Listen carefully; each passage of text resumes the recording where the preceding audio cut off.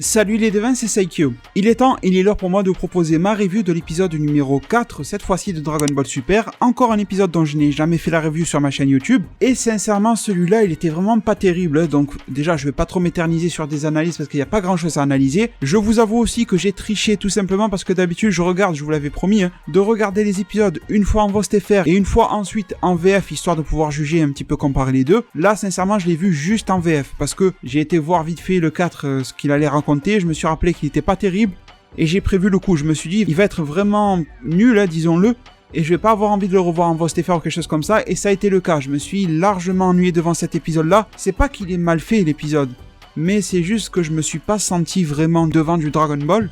En fait, ça m'a rappelé les dessins animés un petit peu basiques que tu pourrais trouver quand tu allumes la télé le matin, genre TF1 le matin, tu vois, un peu avant que les enfants partent à l'école. Alors oui, Dragon Ball, c'est un animé qui est diffusé à 9h du matin au Japon.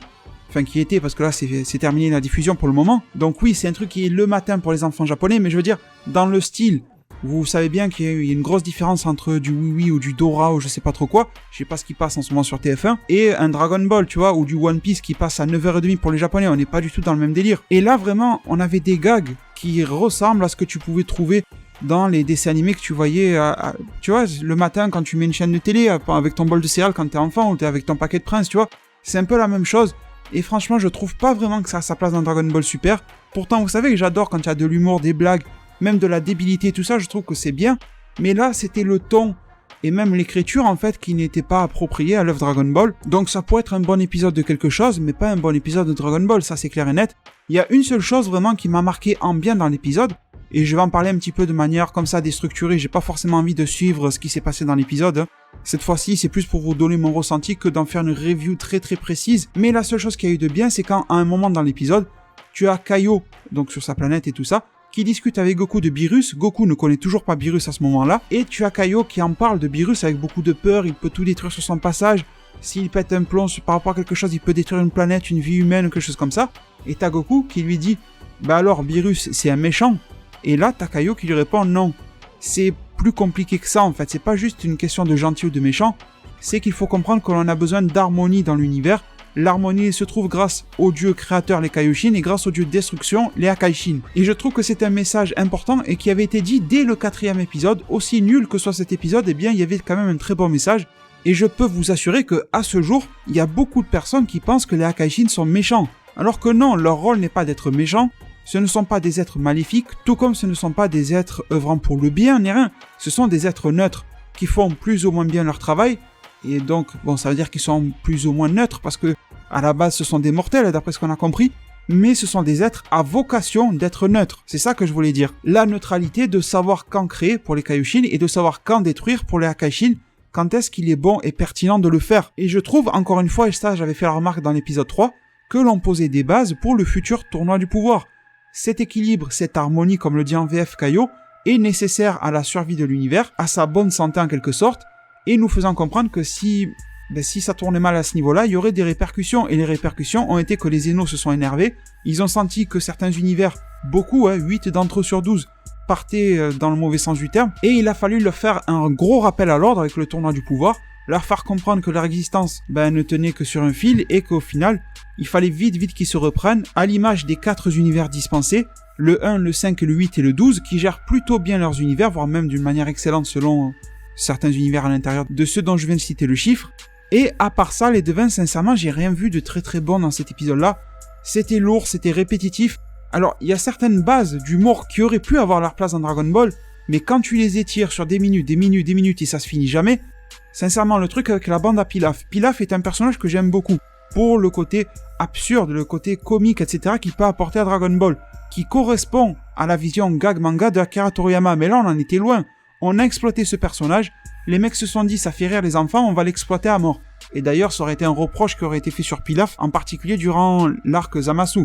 On le voyait très souvent, ça permettait de rallonger les épisodes à blanc, et là, c'était un petit peu le même délire, voire même pire que dans l'arc Zamasu. J'ai trouvé qu'on a beaucoup trop insisté sur Pilaf. Alors d'accord, c'est le titre de l'épisode et tout, mais franchement, prenez le premier tome de Dragon Ball, Pilaf apparaît dedans.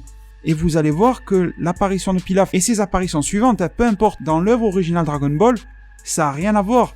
c'est drôle, c'est comique, c'est tout ce que vous voulez, c'est débile, mais pourtant c'est pas du tout la même chose, c'est pas du tout le même ton qui est employé que ce qu'on nous a fourni dans cet épisode numéro 4 de DBS. Là c'était vraiment un Pilaf de bas étage, j'ai pas reconnu le personnage. On a exploité son image mais sans lui faire vivre ou dire les mêmes choses. Enfin, je voulais pas forcément qu'il dise les mêmes choses, mais sans être fidèle au personnage qu'il est. Donc, en apparence, quand j'ai vu le titre de l'épisode, je me rappelais plus trop bien ce qui pouvait se passer dedans, parce que ça fait un petit moment que je l'avais pas revu, et j'étais plutôt enthousiaste, tu vois, de rigoler un bon coup avec Pilaf et tout, et finalement, j'ai vite déchanté, parce que c'était pas trop ça. Et puis, on nous a pris pas mal pour des cons aussi dans l'épisode. Je vais vous donner un exemple parmi tant d'autres. Quand il y a le fameux cadeau du bingo, là, la loterie de Bulma pour son anniversaire et tout ça, bon, on connaît déjà l'intrigue, pourquoi pas, le bateau et tout ça, pourquoi pas. Et puis, c'était pas très long, hein, sincèrement, on n'a pas trop insisté sur la fête d'anniversaire de Bulma, et les quelques phases qu'il y avait étaient sympas, parce que soit c'était un petit peu pour décorer avec la nourriture et tout ça, c'était sympa un petit peu de voir les moyens que peut mettre en œuvre Bulma, et c'était sympa aussi de voir la relation Bulma-Vegeta. Elle n'était pas extrêmement développée, et comme dans l'épisode 3, même reproche, c'est-à-dire que j'ai l'impression de voir un Vegeta très arriéré, quand on le compare au Vegeta des épisodes 80 et suivants, avec Bra, avec... face à Toppo, quand tu lui dis peu importe si je gagne ou pas, l'important c'est la survie de l'univers, on est à des années-lumière de ce Vegeta-là. Hein. Mais bon, malgré tout, ça restait sympa de voir cette relation Bulma-Vegeta. Mais ce qui était con par rapport à cet anniversaire-là, c'est les cadeaux. Alors bon, qu'elle offre un château, un jet privé ou je sais pas quoi, peu importe. Ça démontre un petit peu le côté femme la plus riche du monde. Mais l'histoire des Dragon Ball, alors c'est bien de mettre en lot numéro 1 les Dragon Ball. En plus, je trouve que mettre en lot numéro 1 les Dragon Ball, ça rappelle un petit peu, voire même beaucoup, l'intrigue de Dragon Ball GT, avec bien sûr les dragons maléfiques. Quel était le souci? Eh bien tout simplement que la Team Z a trop utilisé les Dragon Ball, et du coup les Dragon Ball se retournent un petit peu contre l'humanité et la Team Z. Une fois que tu as trop utilisé leur pouvoir magique, eh bien elles deviennent des Dragon Ball maléfiques avec un dragon maléfique. C'était une intrigue vraiment pas mal dans Dragon Ball GT, que l'on aime ou pas DBGT, c'était quand même un très bon point de base de scénario je trouve, très Dragon Ballesque en plus, et là justement on pourrait faire le parallèle en se disant que dans Dragon Ball GT, les héros ont été punis d'avoir trop utilisé Dragon Ball, alors que dans l'ensemble, les Dragon Ball avaient utilisé pour ressusciter des gens. Bon, à part une ou deux conneries du genre Oolong qui fait un vœu un petit peu pervers, mais dans la globalité, ça passait bien. Et on pourrait même se dire que dans DBGT, le fait que les Dragon Ball deviennent maléfiques, c'était un petit peu injuste, parce que la Team Z s'en est beaucoup servi, mais pour des fins plutôt honnêtes. Mais là, s'en servir juste parce que c'est le lot, une loterie, on banalise les Dragon Ball, qui sont des pouvoirs... quasi divin, parce que je vous rappelle que les Dragon Ball ont été taillés par les Namek dans les Super Dragon Ball. Les Super Dragon Ball de Super Shenron ayant été créés par le dieu dragon Zarama. Donc il y a quelque chose de divin dans ces Dragon Ball, et on les surutilise comme ça, on les banalise, on les met même en jeu dans une loterie, ça fait le lien avec des BGT. Mais là où on nous prend pour des cons, et vous allez peut-être me dire en commentaire que je me prends la tête pour du détail, mais quand même, moi ça m'a fait décrocher de l'épisode de voir une débilité pareille, c'est que Bulma l'a très bien protégé dans le sous-sol du bateau, enfin dans la... Je sais pas comment on dit, la cave, il y a un mot, hein, c'est pas une cave, mais je ne sais plus comment on dit, la cale, ou... enfin bref, vous m'avez compris. Et ce que je veux dire, c'est que c'était bien protégé dans un truc, un espèce de cylindre étanche, les ondes ne passent pas et tout, avec autour un espèce de champ de force. Ce champ de force électrifié et même capable de repousser Goten. Goten, c'est quand même un descendant de Saiyan qui a de bons pouvoirs. Et normalement, tu peux pas l'éjecter si facilement. Alors Goten n'avait pas sa garde et tout ça, mais quand même, tu vois, c'est pas un enfant banal. Et ça a réussi à le repousser. Et finalement, t'as quoi? T'as Trunks qui va 1 mètre à côté, qui tire la prise électrique et il n'y a plus rien. La femme la plus intelligente du monde et la plus riche du monde, c'est-à-dire qu'elle a l'intelligence et les moyens, a pas pensé de cacher la prise électrique. Faut pas nous prendre pour des cons quand même. J'ai trouvé que c'était n'importe quoi, sincèrement. Et des trucs débiles comme ça, je vais pas tous les citer parce que ça serait long et épuisant sincèrement, mais il y en avait beaucoup dans l'épisode. Si c'était un seul, pourquoi pas, mais il y en avait beaucoup, vraiment beaucoup trop. Cet épisode n'avait pas grand chose à nous proposer, probablement que c'était un épisode histoire de meubler un petit peu.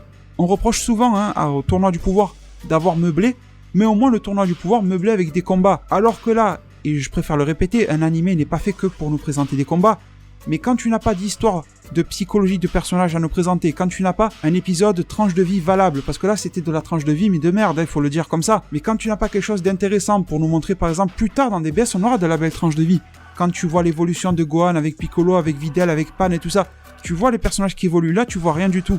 Là tu fais juste des blagues débiles, histoire de faire rire un public très jeune que tu sous-estimes, parce que c'est pas parce qu'ils sont jeunes qu'ils vont rire à la moindre des débilités non plus, faut se le dire aussi, que tu rallonges énormément les blagues par rapport à Pilaf, par rapport à Kaio, alors que ces blagues tu les as déjà eues dans les épisodes précédents, alors pas pour Pilaf, mais Kaio tu l'as beaucoup vu. Je trouve que là c'était vraiment un petit peu trop tiré sur la corde, et même si, je le répète encore une fois, je sais pas combien de fois j'aurais dit ça sur ma chaîne YouTube, un animé n'est pas fait que de combat, quitte à rallonger des épisodes, quitte à meubler, autant mettre des combats que de mettre des conneries comme ça. Alors c'est sûr qu'en épisode 4, c'était difficile d'improviser un combat. Mais je sais pas moi, au pire tu envoies Beerus encore sur une autre planète, il se tape contre un mec, parce que là franchement, ce que j'ai vu était loin d'être nécessaire, était loin d'être agréable. Ça m'a pas fait passer le temps, au contraire j'ai regardé la montre. Je sais que j'ai l'air d'être un petit peu sévère, mais peut-être que vous avez apprécié cet épisode-là, et tant mieux, vous avez passé un bon moment, mais pas moi. Et pourtant, vous savez à quel point j'adore l'œuvre Dragon Ball Super, même si elle a beaucoup de défauts, mais j'aime beaucoup. Mais là, sincèrement, ça passait pas. Bon, heureusement, des épisodes comme ça, il n'y en a pas des millions. Mais c'est vrai que dans le début, dans l'arc Battle of God, c'était un petit peu difficile. Et pourtant, on essaye quand même de nous ressasser un petit peu l'intrigue de fond avec Beerus qui se dirige, avec Beerus qui parle avec Whis. Mais ça aussi, le truc de Whis et Beerus qui sont en chemin, on aurait pu les faire arriver sans nous montrer que Beerus est en train de bouffer du poisson et se disputer avec Whis en lui disant « me refais jamais le plat ». Tout ça, c'était encore une fois pour rallonger l'épisode.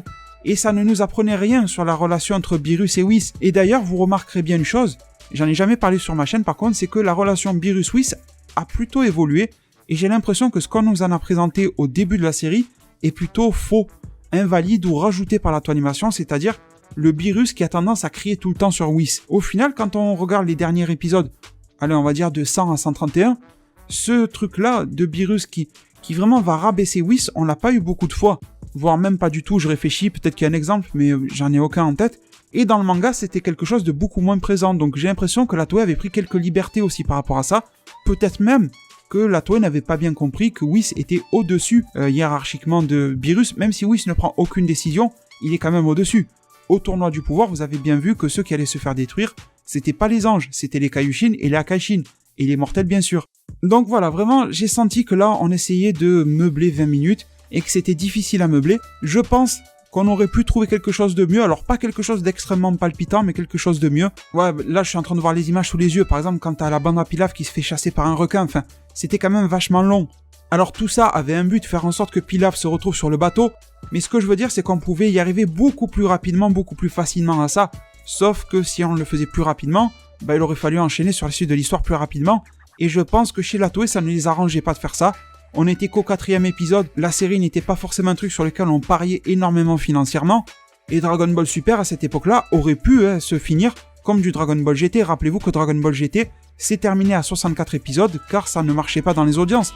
Et peut-être que la Toei s'est dit, si ça marche pas, on l'arrêtera, on fera autre chose. Sauf qu'après, vous le savez bien, la Toei Animation a vu que ça marchait mal, et au lieu de stopper, elle a préféré se rapprocher de Akira Toriyama pour devenir plus fidèle, y avoir une intrigue beaucoup plus intéressante avec l'arc Zamasu Trunks, et ça a bien marché, et ensuite on a pu avoir le tournoi du pouvoir et terminer Dragon Ball Super. Sinon à part ça, qu'est-ce qu'il y a eu? Bon, bien sûr la fin de l'épisode avec Goku qui rencontre Beerus, et je vais clôturer ma review sur ça. C'était intéressant de voir un petit peu, pas ces interactions parce qu'ils n'ont pas interagi, mais les premières réactions de Goku face à Whis et Beerus, le fait que Beerus est un petit peu caché entre guillemets derrière Whis. Au début, Goku semble penser que c'est Whis le dieu de la destruction, mais Beerus se révèle ensuite. J'ai trouvé ça intéressant, ça n'apportait pas grand chose, mais c'est intéressant de voir un petit peu des personnages qui vont être très liés par la suite de l'histoire, on le sait bien maintenant, se découvrir, se rencontrer, le fait de voir comment ils interagissaient quand ils ne se connaissaient pas. Beerus, pour lui Goku c'était un simple mortel, et le Akaishin pour Goku c'était presque un méchant, tu vois, donc c'est bizarre, et c'est cool aussi de les voir comme ça, on va dire, dans cet état-là. Et sinon, oui, j'allais oublier, oui. L'animation, ça passe, elle était fluide, elle était pas ratée. Les dessins, ils étaient très inégaux, par contre. Par moments, ça pouvait être super réussi, par moments, ça pouvait être assez moche. Pas horrible, mais moche quand même. Et au niveau de la VF, vu que je l'ai vu qu'en VF, alors sympa, mais franchement, la bande à Pilaf, ça fait mal aux oreilles. Surtout quand les trois se mettent à parler ensemble, à se crier dessus et tout, c'est difficile. Quand derrière, ils rencontrent Goten et Trunks, alors la voix de Goten, parfait, Brigitte Lecordier. Mais la voix de Trunks, la nouvelle voix de Trunks, ça passe toujours pas. Et quand en plus tu l'associes avec la voix de la bande à Pilaf, c'est horrible. Et les autres personnages, fidèles à eux-mêmes, je vais pas revenir sur ça, toujours de qualité. Il y en a un dont j'ai oublié de parler, c'est Kaio, qui n'a pas la même voix que dans DBZ à l'époque. Mais sincèrement, je trouve que le choix, alors je sais pas le nom, je me rappelle plus en tout cas, concernant le comédien de doublage de Kaio, mais je trouve réussi. Peut-être pas aussi bien que celui de l'époque, mais ça c'est peut-être la nostalgie qui parle. Mais en soi, il est réussi. Il place bien son ton de voix, etc. Ça colle plutôt bien à la situation, un petit peu plus absurde que l'ancien, mais je pense que c'est aussi l'écriture de l'épisode, le synopsis de l'épisode qui le veut. Donc, le remplacement de voix sur Kaio est réussi. En fait, je sais pas si on aurait pu trouver mieux, sincèrement. Les devins, c'est sur ça, plutôt déçu. Je pense que si vous avez vu l'épisode, c'est pas quelque chose qui vous a forcément bien passionné. Peut-être que vous l'avez pris à la légère, et tant mieux, dans le sens, on rigole dans l'épisode, on te montre la plage, enfin... la mer, l'océan, je sais pas quoi, le bateau, le prendre sur l'aspect détente, mais sincèrement ça m'a plus un petit peu irrité que détendu cet épisode-là, par sa piètre qualité, en tout cas par le fait que ça n'arrivait pas à me captiver. Dites-moi en zone commentaire, peut-être que vous me trouvez trop sévère, peut-être pas assez, je ne sais pas. Je vous remercie énormément pour tous les soutiens que vous apporterez à cette vidéo-là. Prenez tous très bien soin de votre futur. L'épisode prochain, ça sera le combat, Goku allant jusqu'au SSJ3 face à Beerus. Même si l'animation et le dessin seront en dessous, ça sera quand même bien plus intéressant. Et je vous dis à plus pour le prochain Zard Divinatoire.